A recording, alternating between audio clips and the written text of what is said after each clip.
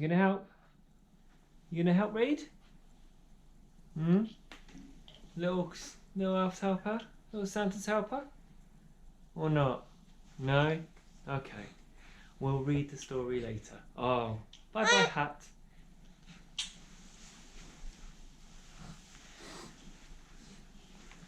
Hello everyone.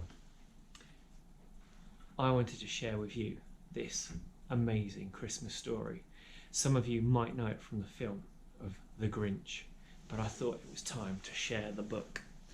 How the Grinch Stole Christmas by Dr. Seuss.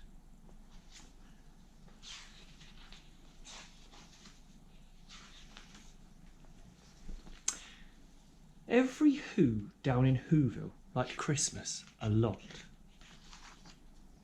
But the Grinch, who lived just north of Whoville, did not. The Grinch hated Christmas, the whole Christmas season. Now, please don't ask why. No one quite knows the reason. It could be his head wasn't screwed on just right. It could be, perhaps, that his shoes were too tight. But I think that the most likely reason of all may have been that his heart was 2 sizes too small.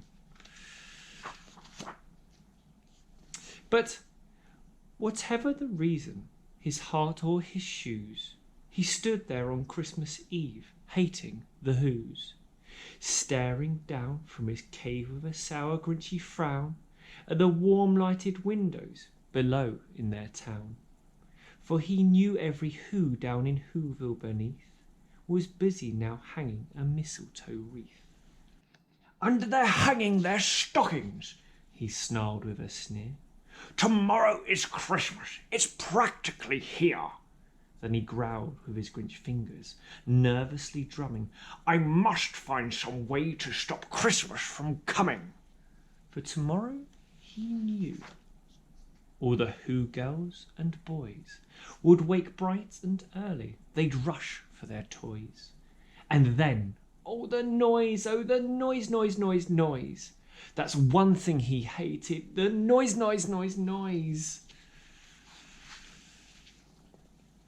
Then the Whos, young and old, would sit down to a feast. And they'd feast. They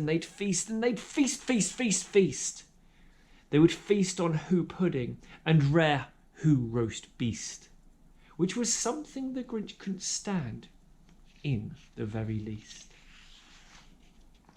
And then they'd do something he'd liked least of all. Every Who down in Whoville, the tall and the small, would stand close together with Christmas bells ringing, and they'd stand hand in hand, and the Whos started singing. They'd sing and they'd sing and they'd sing. And the more the Grinch thought of this Who Christmas sing, the more Grinch thought, "I must stop this whole thing. Why, for 53 years I've put up with it now. I must stop this Christmas from coming. But how?" Then he got an idea, an awful idea. The Grinch got a wonderful, awful idea. "I just know what to do," the Grinch laughed in his throat, and he made a quick Santa Claus hat and a coat. And he chuckled and clucked, "What a great Grinchy trick! With this coat and this hat, I look just like Saint Nick. All I need is a reindeer." The Grinch looked around, but since reindeer are scarce, there was none to be found. Did that stop the old Grinch? No! The Grinch simply said, "If I can't find a reindeer, I'll make one instead." So he called his dog Max.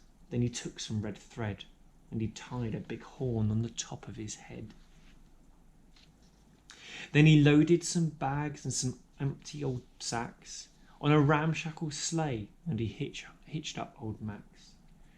Then the Grinch said, "Get up!" and the sleigh started down toward the homes where the Whos lay a snooze in their town. All their windows were dark, quite snow filled the air. All the Whos were all dreaming sweet dreams without care. When he came to the first little house on the square, "This is stop number 1, the old Grinchy Claus hissed, and he climbed to the roof, empty bags in his fist.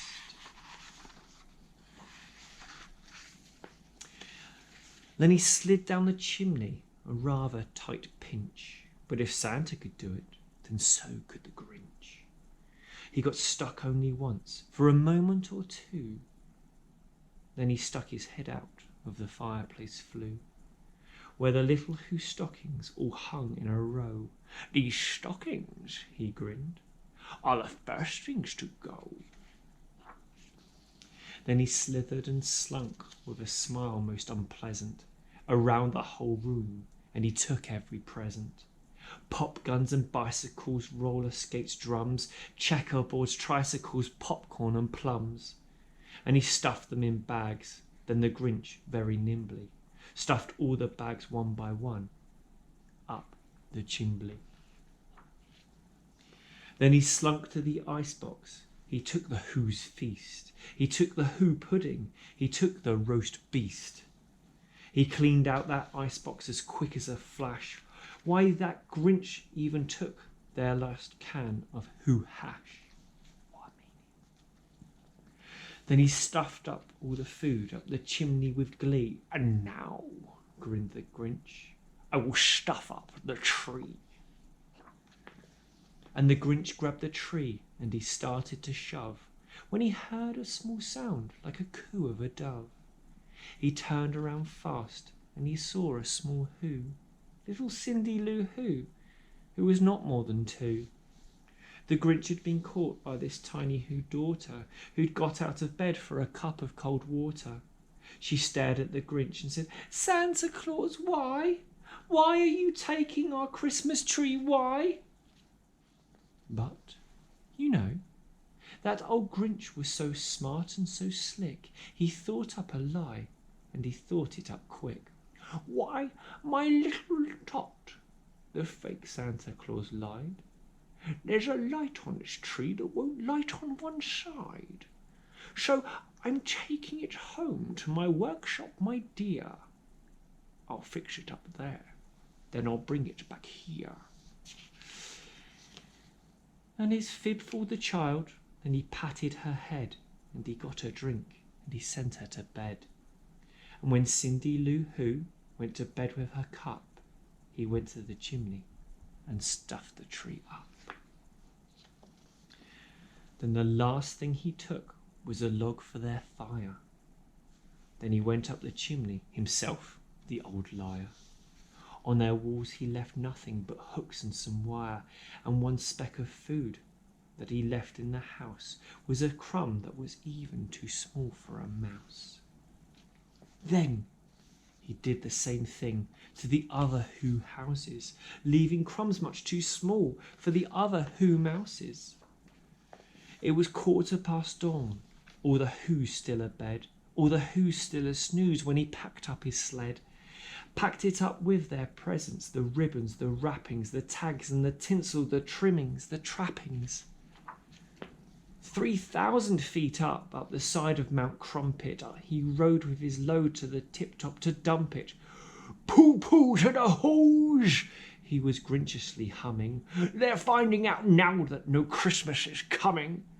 They're just waking up, I know just what they'll do. Their mouths will hang open a minute or two. Then the Who's down in Whoville will all cry boo-hoo." "That's a noise," grinned the Grinch, "that I simply hear." So he paused, and the Grinch put his hand to his ear, and he did hear a sound rising over the snow. It started in low, then it started to grow. But the sound wasn't sad. Why, this sound sounded merry. It couldn't be so, but it was merry very. He stared down at Whoville. The Grinch popped his eyes, then he shook. What he saw was a shocking surprise. Every Who down in Whoville, the tall and the small, was singing without any presents at all. He hadn't stopped Christmas from coming. It came, somehow or other. It came just the same. And the Grinch with his Grinch feet ice cold in the snow, stood puzzling and puzzling. How could it be so? It came without ribbons, and it came without tags, it came without packages, boxes or bags. And he puzzled 3 hours, till his puzzler was sore. Then the Grinch thought of something he hadn't before. Maybe Christmas, he thought, doesn't come from a store. Maybe Christmas, perhaps, means a little bit more. And what happened then? Well, in Whoville they say that the Grinch's small heart grew 3 sizes that day. And the minute his heart didn't feel quite so tight, he whizzed with his load through the bright morning light, and he brought back the toys and the food for the feast. And he himself, the Grinch, carved the roast beast. Yes, the Grinch realised that there's more to Christmas than presents. I hope you enjoy your family time this year.